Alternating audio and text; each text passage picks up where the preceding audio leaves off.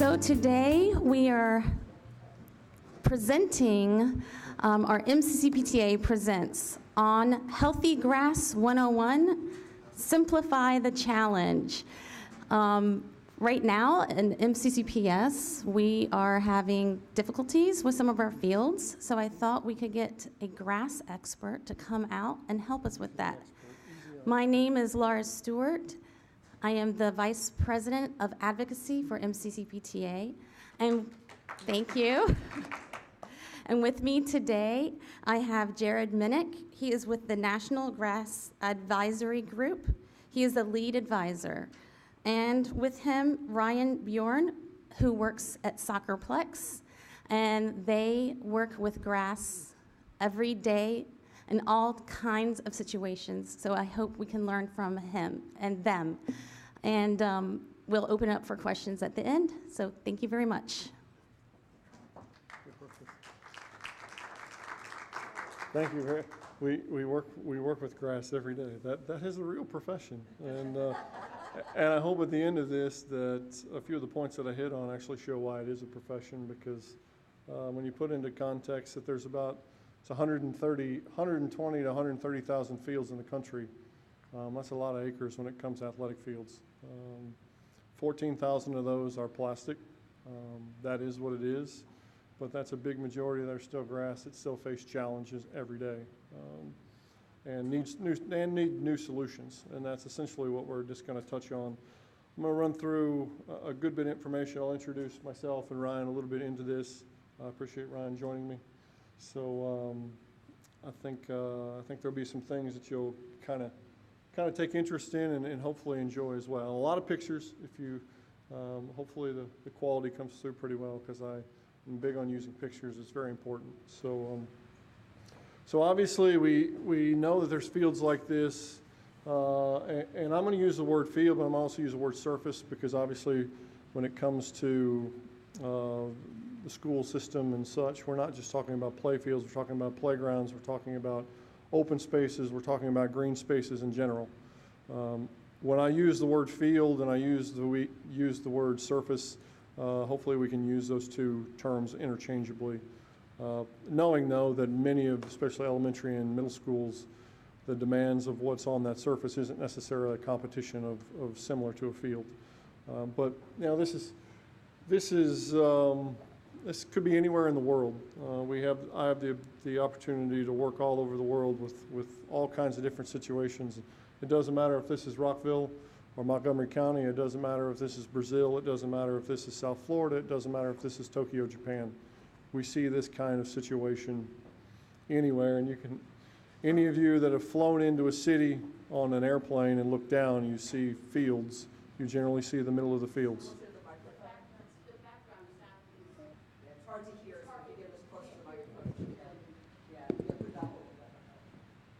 I don't like talking into microphones. But very good. Yeah, does those work? Do the wireless ones work?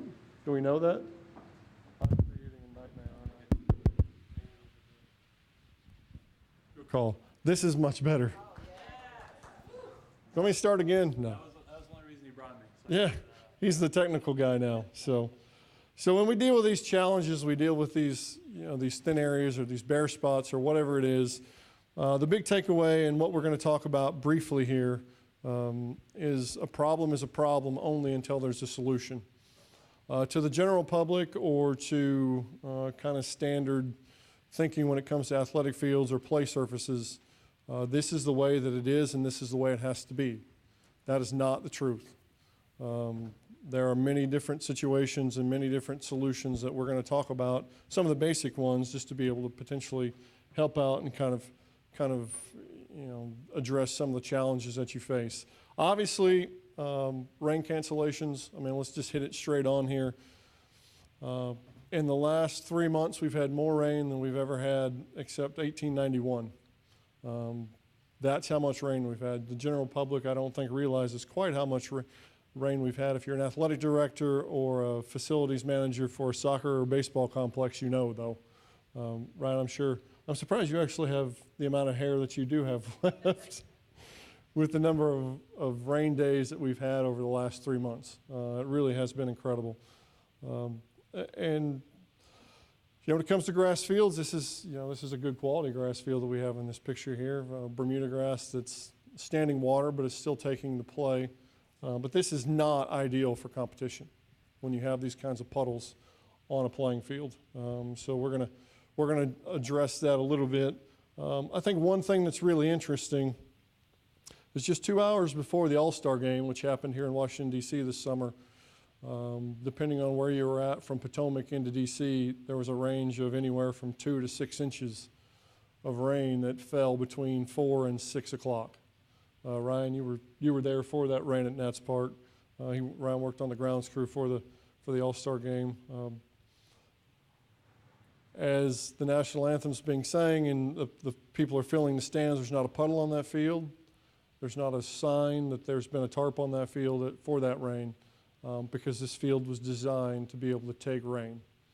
Grass fields can take rain. Grass fields can be 110% rainout proof if drainage and or proper maintenance is taken. So we've heard a lot of complaints about that. We've had more calls about drainage renovations next spring and next summer than, which is ironic because we went through the driest fall we've ever had last fall, and now we've dealt with the wettest summer that we've ever dealt with. So I'll put Ryan on the spot here a little bit because I got got an example of 2 fields right here next to each other. That this was on September 25th. We'd had a couple inches of rain.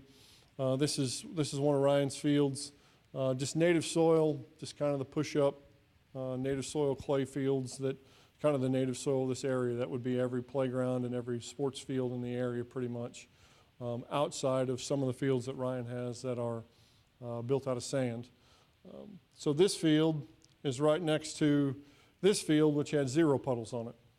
And I'll advance one more here. I got a video that's, I mean, there were no puddles on this field whatsoever.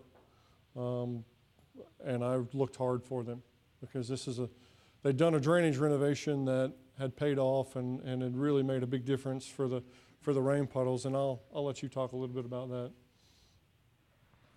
Is this working? So, at the Soccerplex, some of you guys are familiar with it, I'm sure. We have 24 fields there. 21 of those are natural grass. We do have 3 synthetic turf fields, but in the interest of what we're talking about here, this is a Bermuda grass field that we installed what we call a full grid drainage system.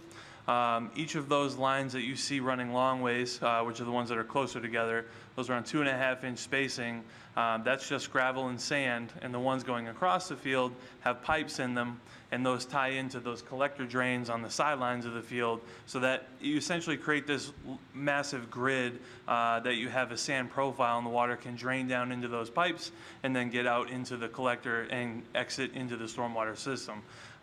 That's very different from our straight native soil that he showed in the picture previously that is literally right next to this one.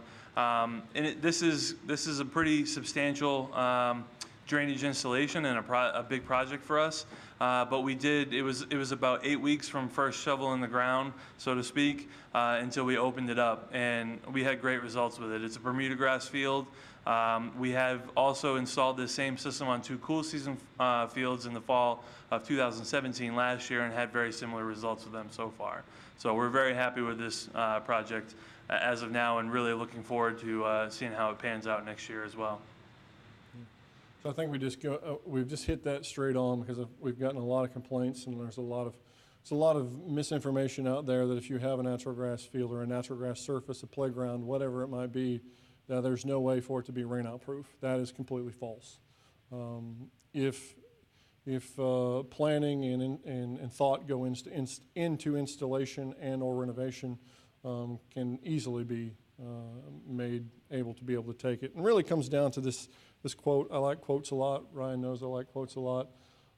If we maintain our natural grass surfaces, whether it's a playground or a field, the same way that we maintained them 5 years ago or 10 years ago or 15 years ago, or frankly, both of us can speak pretty frankly for the turfgrass industry. When it comes to fields, the way we maintain fields is the same way we maintained fields 25 years ago in a lot of situations, or in a majority of situations. a field fails because of that, not necessarily because a field isn't up to the task or able to take it.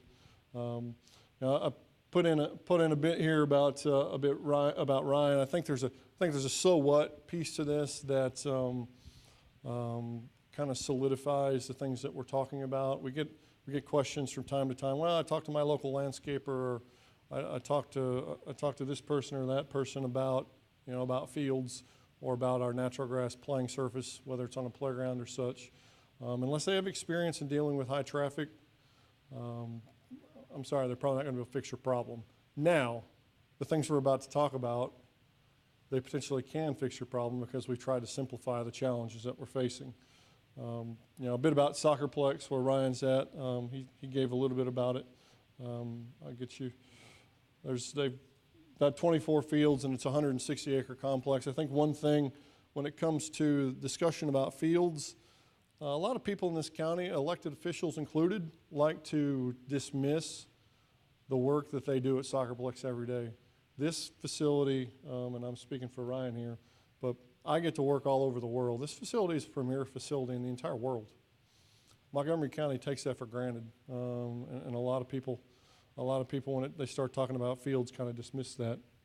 Just to jump in, for those of you who aren't familiar, the reason the Soccerplex is the way it is because of Jared. He came in back in 2009, 2010? 2009, and really turned that place around. So I'm very lucky to have started working for him when I did back in 2011, and was very gracious to take over for him as director 5 years ago now. And so, he keeps saying that, referring to me with the Soccerplexes, I have the reins now, but a lot of the credit goes to him, so I just didn't want that to go unnoticed either. I can buy him a beer later. So. A bit about Ryan, and I'll let you, came from the Red Sox and from the New England Patriots. So obviously dealing with high traffic facilities. Fenway Park hosted 14 concerts this past summer. So the ability of used to be thought that a professional stadium doesn't have high traffic. Well, that is completely the opposite situation at this point. Same thing for NFL. We know that an NFL team can tear up a field pretty easily. So dealing with high traffic, when he came into Soccerplex was kind of his background. For me, I'm fortunate to be able to work with clients all over the world at this point. This is Toyota Stadium in Toyota City, Japan. I started my management career with the Kansas City Royals, so I worked in Major League Baseball as well. And yeah, we got a fan. Look at that. That doesn't happen very often. Hey, are they playing tonight? I just wanted to double check. Here we go. I'm sorry, I'm a Red Sox fan. I can't help it. Rough crowd. But I worked for Sporting Kansas City as well and built their facilities. And as an advisory group, Natural Grass Advisory Group, we get to work with all kinds of clients in all kinds of situations. But we deal with high traffic surfaces every single day. So at this point, I said to somebody the other day, I've seen it all. I haven't seen it all because today I saw more than I thought I'd ever see. So it really comes down to it. My background comes from a farm in Missouri. I grew up on a farm in Missouri. A little cliche, our roots or our philosophy comes from agriculture. When it comes, agriculture is trying to do less with more. And that's kind of a cliche, doing less with more. Or doing more with less, excuse me, let's put it correctly. I can't even say it, it's such a cliche. Precision agriculture is a big deal now. Computers and they don't put an ounce of fertilizer on the ground if they don't need it. They're monitoring the organic matter. They're doing all these things. We're just taking a page out of that book when it comes into the data and the testing and such that we do as a company, as a firm. We don't make a decision. We don't make a statement. We don't make a observation. We don't make an indictment of any situation without putting some sort of map or some sort of data point to everything. We GPS map everything. This is the middle of a high-traffic soccer field. The red being the goal mouth closest to the parking lot. You can see that pattern that forms there. This is, and then the blue in the corners is where the less compaction is. This is pretty evident for a lot of fields all over the country. and all over the world. So you start putting things into a map to be able to make a solution, to be able to deal with that. And we take it even a step further with plant activity or plant vigor sensors. There's so much data and there's so much information we can collect. Hey, look, we're working on the middle of the field again. Got a thin spot in the middle of the field in the high traffic area. This is a trend, and we're going to continue to talk about that.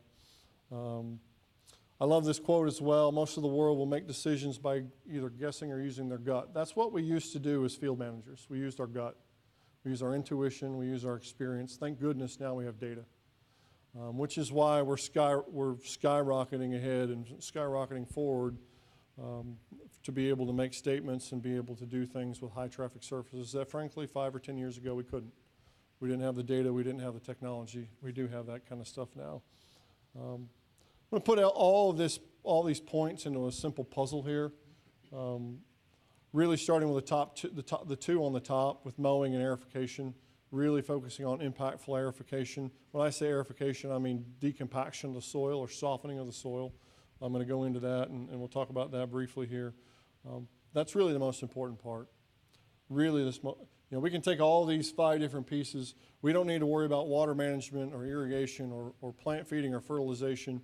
We don't need to worry about any of that kind of stuff if we don't worry about the compaction that we're dealing with on our fields. We've seen that. So when we talk about impactful aerification, we mean soil compaction relief is really what we mean.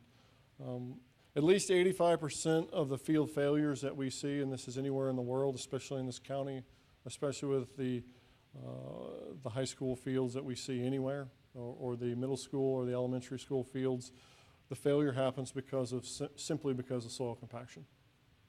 That's how unprofound or how unchallenging this challenge that we face with kind of stressed or thin or bad condition playing surfaces is. I took this from landscaperesource.com. This is a great illustration. Soil that's not compacted, water and air move down. That air gets to those roots need to be able to breathe. I put a bag over Ryan's head.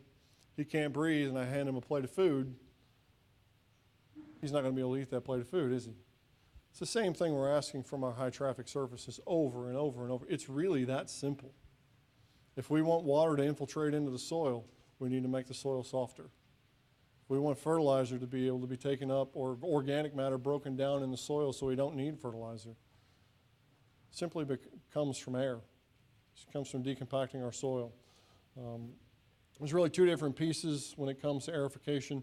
Surface aerification with a machine like this that's opening a whole bunch of holes across the top of the ground. Put in a video here.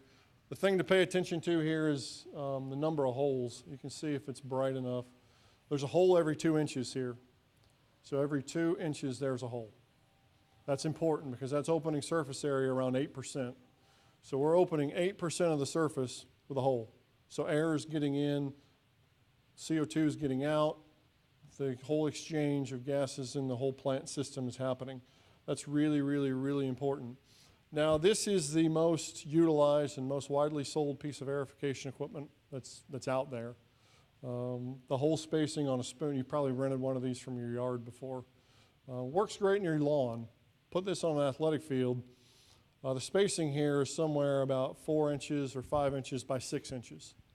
That equates to less than 1%. So the machine I just showed you is making 8% of an impact at one time. This machine is making less than 1%. So just in machine selection alone justifies the change or the impact. That's one of those small things. Doesn't seem like a big deal, but it really in the end is really a huge deal. I mean, can you imagine aerifying 8 or 10 times as opposed to 1? And No, I can't. It's a great point because if you think about our goal at the Soccerplex, at least, is we want to aerify a field every 3 weeks typically, and that's stretched out quite a bit. That can equate to maybe 10 a year if we're lucky on all of our fields. So if you think about, and that's impacting that larger percentage. So if you think about going down to 1 or 2% of the time, we'd have to be out there almost every single week or constantly to make any impact. So having the right tools and using the right equipment makes a tremendous amount of difference. so essentially the takeaway from this is that just because you're doing something doesn't mean that you're doing something. We can say that in a lot of pieces of life, isn't it? We can put math to it. This is a whole chart on different time spacing and such from the International Sports Surf Research Center. I mean, we take these things serious. We run math on it. We run math on the number of holes we put in the ground. And we're math and science nerds, that's for sure. So something as simple, though, as a slicer that's making a long slice, a long slit in the ground, that's opening more surface area. This is a piece of equipment that's cheap and impactful. So it's something that it's not like that you have to have this type of equipment or know a contractor that has it, which there's contractors all over the city and all over the world that have these types of pieces of equipment. Something very simple like a slicer can be very impactful and make a big difference. Then a difference in that, and then when we talk about surface aerification, we're talking about 1 to 4 inches of the soil. When you really get down and break the profile deeper to really make infiltration, increase it, we're talking about 4, 6, 8, 10, 12 inches down. When we break up that subsoil, gravity can pull that water, and you can move that water on down. That's how you increase your vertical drainage through a soil. What I really want you to take away from this is, as this starts, I want you to watch behind each one of these. These are 12 inches long. Now watch the ground move. You see the ground move between each time that it goes? That's impactful. That's soft. That's making this ground significantly softer with one pass of this machine. This is making a difference. This is why we're back to the same thing. Just because you're doing something doesn't mean you're doing something. When it's the proper piece of equipment, same thing with a machine like this. Watch between each blade. You can see the ground move. This machine will break up an asphalt parking lot. I mean, that's how impactful. Somebody said to me the other day, "Oh, our ground's too hard. That that wouldn't work." Trust me, it'll work. And he brings up a good point. This is an extremely powerful machine, and it will break up an asphalt parking lot. But the other thing is you can use that on a field and play on it immediately after. There's virtually no soil or surface disruption at all. So it's a great tool for us. That's a great point. So any of these things we're talking about, whether it's slicing or decompaction aerification, yeah, it happens every day, and it happens at professional fields, it happens at collegiate fields, it happens at high school fields, and they play on them straight away right after them. In fact, they're better because they're softer at that point. They absorb more energy. The concussion aspect and the shock absorption aspect goes up dramatically as well. So that's or reduces the impact. What makes go up is the amount of shock absorption. So it's really, really impactful. Really impactful. Now, we talk about all this stuff. We're back to high traffic areas. We're talking about a high traffic field. We're not talking about the whole field. We're talking about a third of a field. Now, as we put data to this, to kind of go back to you think you're doing something, but you're not necessarily doing something. You take any of these pieces of equipment and you run this across the field like this, either one of these fields. The middle of this field is 30% more compact at least than the outsides because there's no play on the outsides. So you could run this machine across the field. Well, guess if that lowers compaction by 15%, the middle of the field is still 30% more compact than the outside of the field. So the on and off area on a playground field is still going to be that much more compact than the rest of the field. All these types of things. So just because you did something, again, doesn't mean that you necessarily did something. It's really addressing those high traffic areas to be able to make an impact. So you take one of these pieces of equipment, you got to run it 2 or 3 times through the high traffic area before you need to do the rest of the field or the rest of the high traffic area. Not really profound, is it? Really makes sense. We didn't know. Frankly, we didn't know until we started putting numbers to these things, until we started putting data to these things. I think it's shocking how simple it really can be. And is it possible to go back to that picture? Yeah, for sure. Whatever you want. The other thing, it's really amazing what we found at the Soccerplex and really on a lot of rectangular fields. The wear patterns are almost always identical. And the high traffic area is the one that you see in this photo. And what Jared said, you'd have to aerify that area 2 or 3 times to get it back to the levels of the non-high wear areas. But in reality, what we were previously doing was aerifying that entire field at once. So you're also reducing the compaction in the areas that don't need it, and you're creating an uneven surface. Instead, now you can spend that time that you would do the entire field, you could do the 3 times in the center, and then you have an even safer surface. So you're also, and especially at the Soccerplex where we have so many fields, we've really used a lot of this data to try and be more efficient with our time, and that's something, especially in parks and ball fields that aren't maintained as highly and they don't have as much time to be able to focus on the areas that they need to. It makes a huge difference. That would be doing more with less.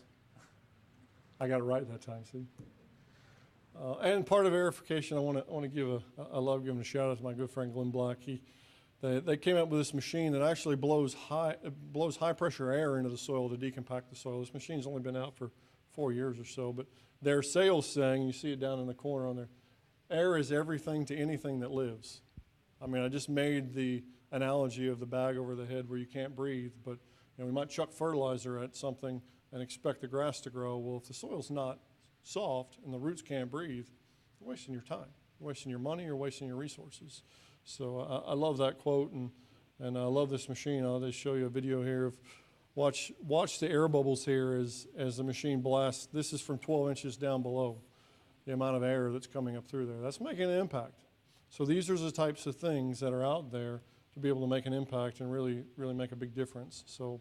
And again, 0 service disruption. You can use that field immediately right away. after.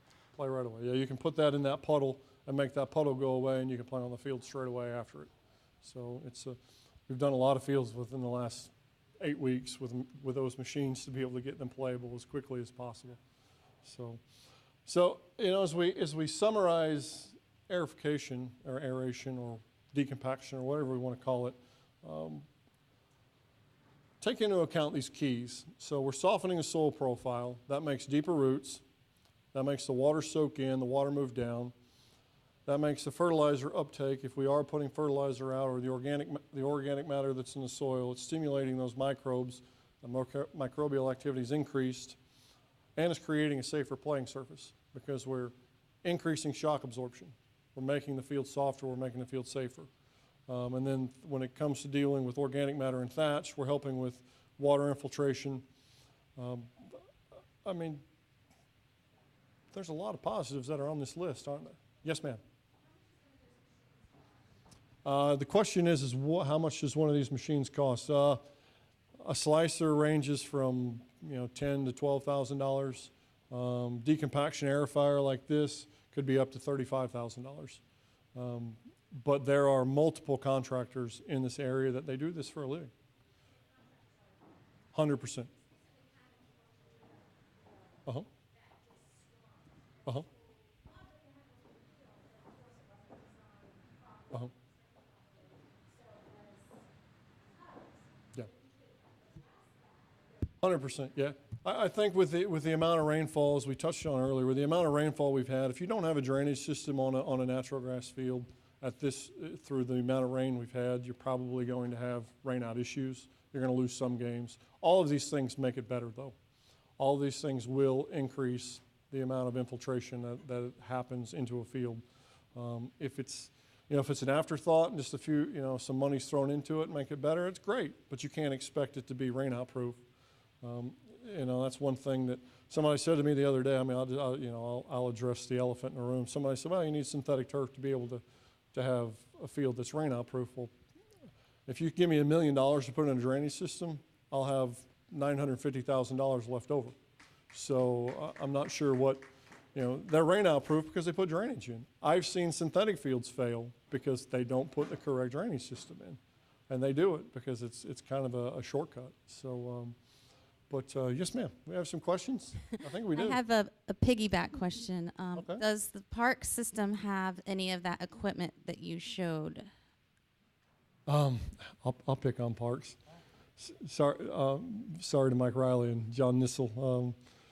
Yes, they do, and frankly, I'll get on my soapbox for them.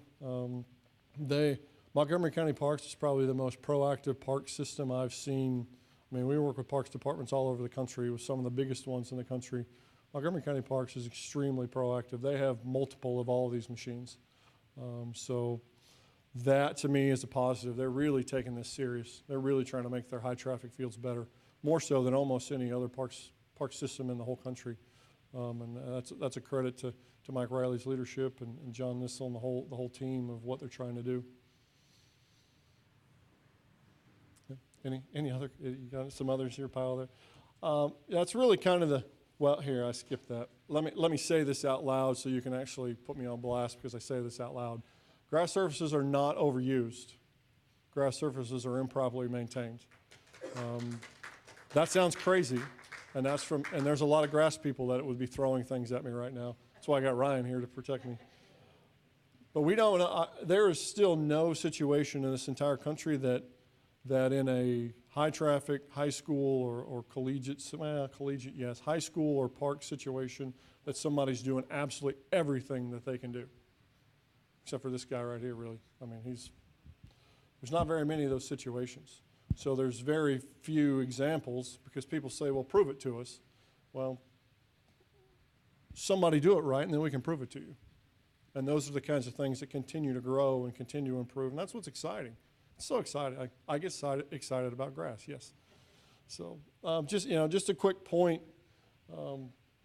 Looking at this field from this direction, it looks like this field's failed. And this is over in PG County. I'll pick on them now too. But their PG County Parks is equally doing some amazing things. There's such great stuff on the Maryland side of the line here that they're doing so much good stuff in PG County and Montgomery County. This is this field from the other direction. This field hasn't failed.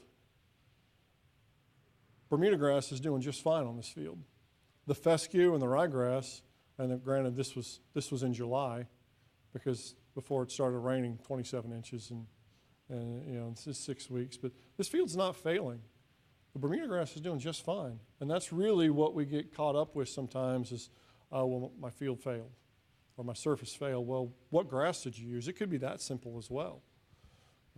We talked about cultivation, we talked about aerification and decompacting your soil, but simple change in grass variety, the ironic part of this as well is that there are plant breeders out there right now that are working diligently day and night to breed better varieties of grass. And this is a perfect example of this is the same play, the same maintenance, the same everything. The only thing that's different here is this is a different variety of grass. That's what's made this field on the other side take more than this. And I can go on with these photos for days because we have so many people, and we shake up grass people too. The standard grass that we use in fields and golf came to market in 1959.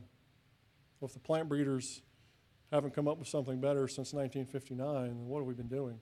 But there are better varieties now that can take traffic, that they're designed to be low maintenance, they're designed to be disease tolerant, they're designed to take less fertilizer, they're designed to take more traffic. All these different things, all these fields that I'm showing here, time and time again, this is a field that Ryan's got. They planted Bermuda grass into an existing stand of Bermuda grass, and the new type of Bermuda grass took over the old Bermuda grass. We didn't really think that was going to happen. We actually thought it was going to be the other way around. And to be honest, the older of the two varieties that we used and that we sprigged into that got taken over is a very good variety of grass. It's a newer Patriot Bermuda grass. The one that we sprigged into it was Latitude, and we didn't expect that whatsoever. We were expecting some commingling and what we call polystands of grass that try and we get some characteristics from both, but it was just so aggressive and it worked so well. And the area that it took over was the center of the field, the highest trafficked area of the field. So we know now that which one is more traffic tolerant and which one thrives in that situation. So, we're lucky at the Soccerplex to be able to try these things too, but we do that in an effort, one, to make better services for our users at the Soccerplex, but also for this reason, so that we can, kind of create real life trials and spread that word kind of throughout the country. And I'm on record. I'm on record even with the state legislature of saying that these grasses, some of the best sod farms in the United States are in the state of Maryland, and to me that's something that's really important and really impactful. On the Eastern Shore sends grass to more NFL stadiums and more Major League Baseball stadiums than about any other state in the entire United States. That's pretty awesome. That's our Maryland economy doing a great thing. And Some of you guys might like this. The first NFL stadium to go back from synthetic to natural grass in Baltimore. Also was in Maryland. That's right. Yeah. So it's things like this to put money into just changing your grass. It can be that impactful. Yes, ma'am.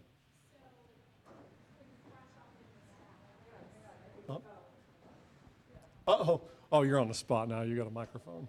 So and this is, I don't know if it's confidential. You have this on video. I don't know. But our COO is going to put I'm just going to tell you, it's going to put $500,000 in the budget for real grass and for what we call field equity, which is fields at different schools who have poor field conditions. And he's committed to all Bermuda grass for all of our fields that are not artificial turf. Yeah.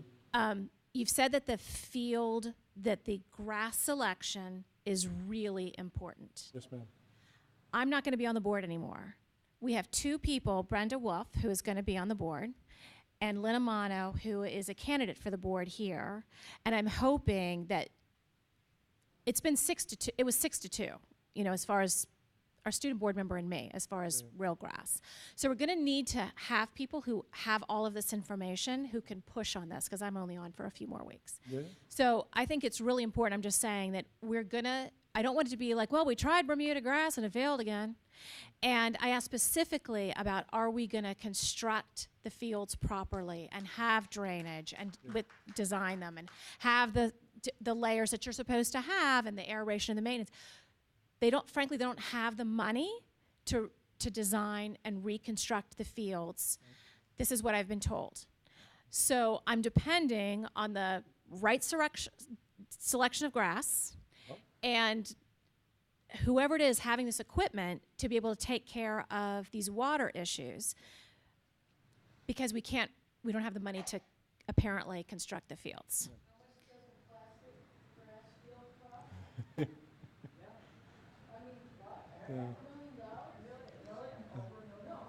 $500,000 for the real grass field. Yeah. Right. And we have replacement fields going in at 700. Hey, I'm going to interrupt here because I want him to be able to get through all the information, and we're not going to have that debate. This is not what this is about. This is about information, so we know if we want to move forward. So go ahead. Well, to your point, you made my point for me. I appreciate you summarizing everything. The school system currently has a pair of very capable contractors that are doing their work. It's just they're squeezed on money. And the amount of money that's spent is not very much. And frankly, they get pretty good results for the amount of money that's spent with them. With some minor changes and some incremental increases in, and we're talking about $10,000 to $15,000 to $20,000 a year. A full drainage system could cost $100,000. A modified drainage system could cost $50,000 and still can make your field close to rainout proof. There's a lot of things that go into that, obviously, but you've got the foundation of a lot of positive things. It's not as dire as I think it's kind of spun to be, at least from our perspective. Maryland soils are not good. They don't drain well, but if they're maintained and you keep up on them, they can sustain a really, really good quality field for a while. So I have hope. I think it's a great thing to hear that you're taking steps forward, and that's exciting. So it will make a difference. There's no doubt about it. So I think I'll skip through this. I was going to talk about cool season turf as well, just because we get some questions on this. This is a renovation we did at University of Connecticut's football stadium this summer. We seeded May 1st, grew the grass in. We did a similar renovation like this at Soccerplex in 2012 that we stripped off the field, planted the Kentucky bluegrass. And I wanted to use this example because some people that are, and even to the statement I just made about, to her question or to her point, is that, well, that may not work or that doesn't really work. This is a grass person, and when we were doing this renovation, this is a grass person that says, I personally don't think it can be done. We deal with grass people every single day that are saying the things you guys are doing aren't possible. But there are fields, I mean, Duke University played through 8.5 inches of rain through a hurricane 2 years ago. The Ravens have played their first 2 home games in driving rain. Those of you who are Ravens fans that went to those first 2 games, kudos to you, but field didn't have a scratch on it. These are the things that these fields can take. It's just we have to think differently. We have to get outside of the norm and do things a little bit differently. It isn't, so it's okay to question it. It's okay to doubt it. That's okay. That makes us better. That makes us try new things. That makes us push forward. But trust me, we got plenty of results. It can be done, and it is done. This was 5 weeks later, and we had no issues with this renovation whatsoever. So, these are, this is root mass that's put on.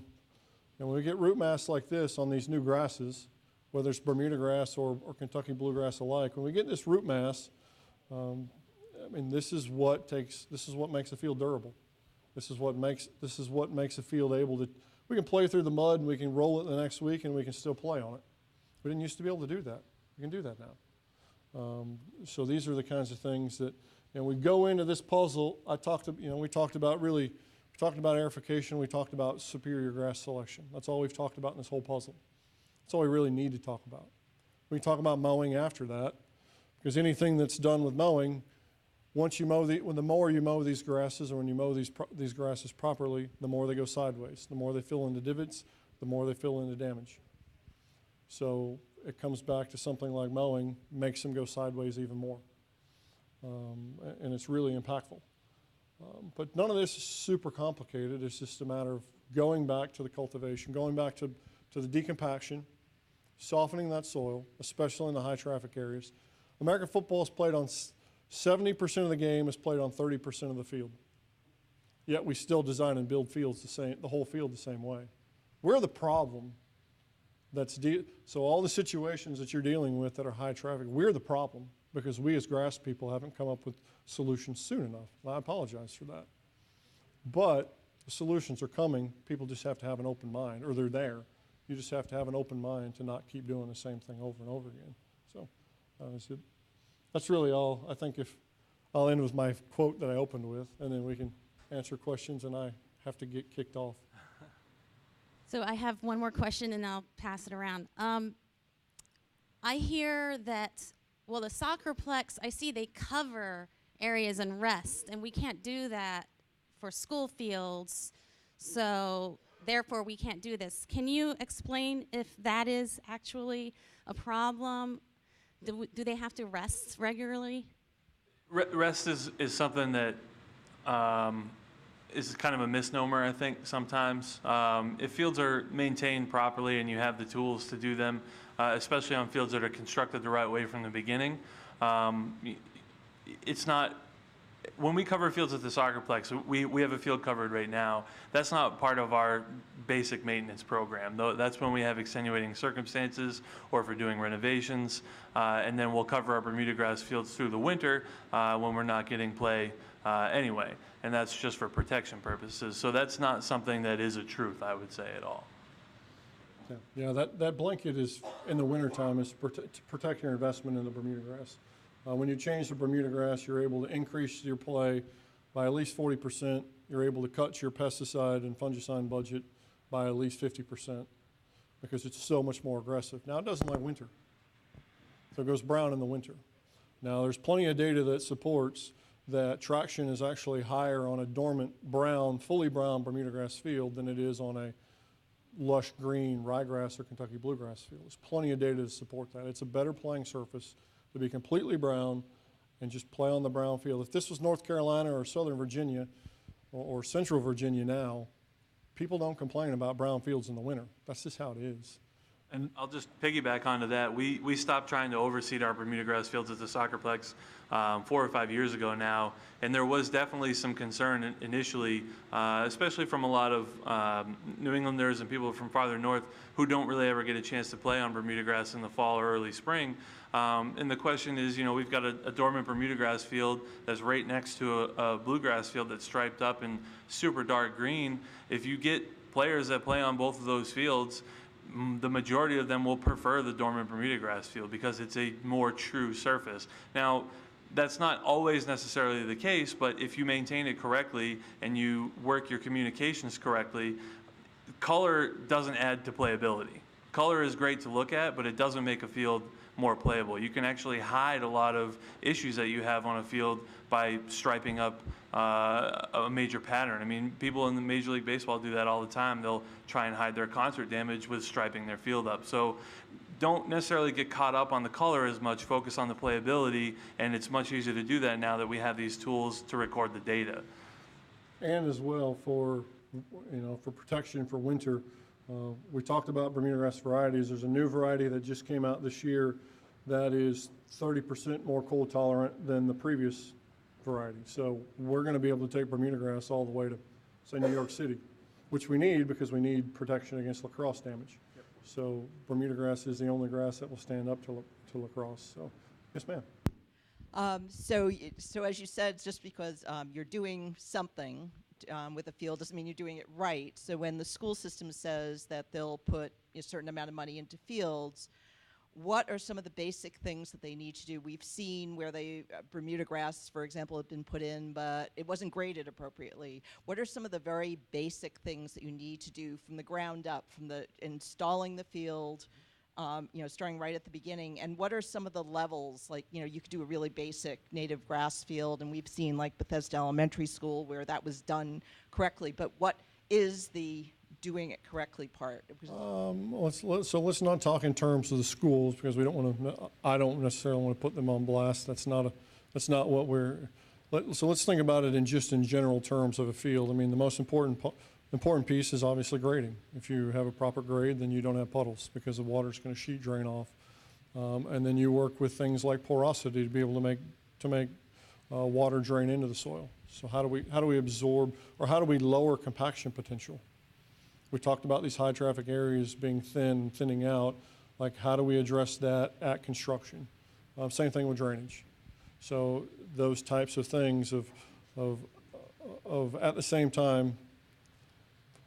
I mean, the most basic thing when it comes to field design is what I would call a particle size analysis.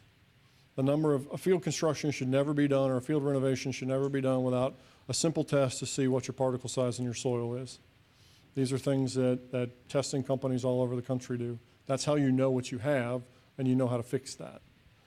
It's those kinds of basic things that just, a basic landscape architect won't know that, though, because I love this. It's perfect examples in Florida. So anywhere else in the nation, we import sand for fields. In Florida, they have the sand. The landscape architects are so prone to think that, well, we don't like sand, we need organic matter, so they import soil to be able to put into their sand, when everywhere else we're importing sand, because they're not field people. A basic landscape architect isn't a field person, and that's sometimes where we get caught up, that it comes down to porosity. And so basics of being soil, getting your soil chemistry, getting your soil particle size right, and then building up from there. It's really, you get the grade right, and it's really that simple. It's not super complicated, it's really quite simple. So, I wanted to ask another question because these are PTA people, right? So yeah. What can you name 2 things PTAs could do that's somewhat affordable that could help their field? For instance, how much would it cost for one aeration of, say, an elementary school field? Oh, it's a great question. Kind of an impactful thing. I mean, a local contractor could do some sort of aerification for between $1,500 and between $1,000 and $2,500 once for a 2-acre field. Now it'll be less for a small field like that. To me, probably one of the most basic things that we see with fields everywhere too is just get the mowing increased. So if the mowing cycle from the school maintenance department can only keep up every 2 weeks, if you work with a local mowing contractor, just to mow more often. Because the more you mow that grass, you're not going to chop it off and kill it when you mow it. You don't want to cut a lot off at one time. So the more you mow it will actually make it better, and then you can also do the aerification. Those are probably the two most impactful and basic things that I think that, especially with the mowing. I mean, we've seen several PTAs and such contract with a mowing company just to help out the school, because they're stressed and they've got so much area to cover, something like that. So with extra aerification and with mowing, it's really. We have time for one more question. I'll make it a good one. We've heard a lot about removal and disposal of playing fields. What's the timeline for a modern grass field in terms of its deterioration, and when does it have to be removed and disposed?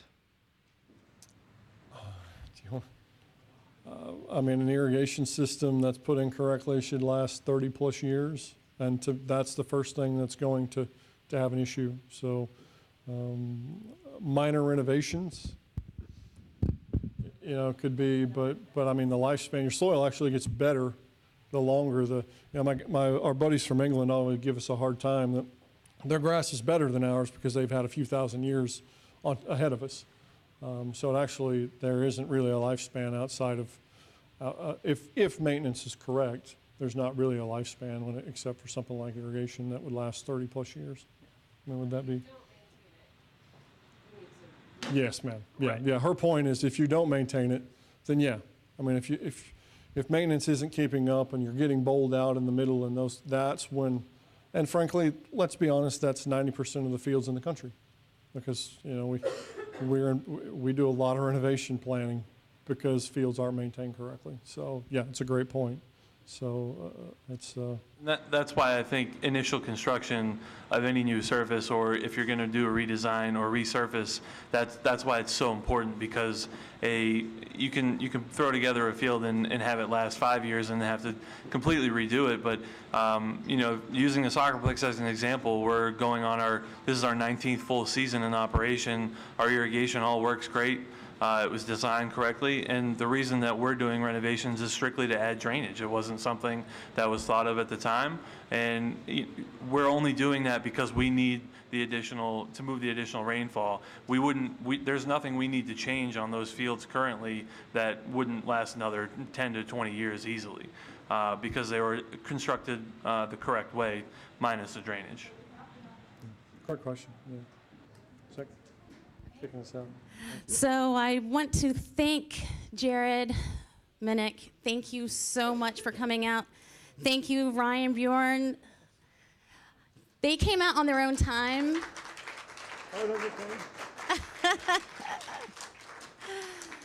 Yeah, thank you for the questions. And any questions you do have, challenges. That's what we want.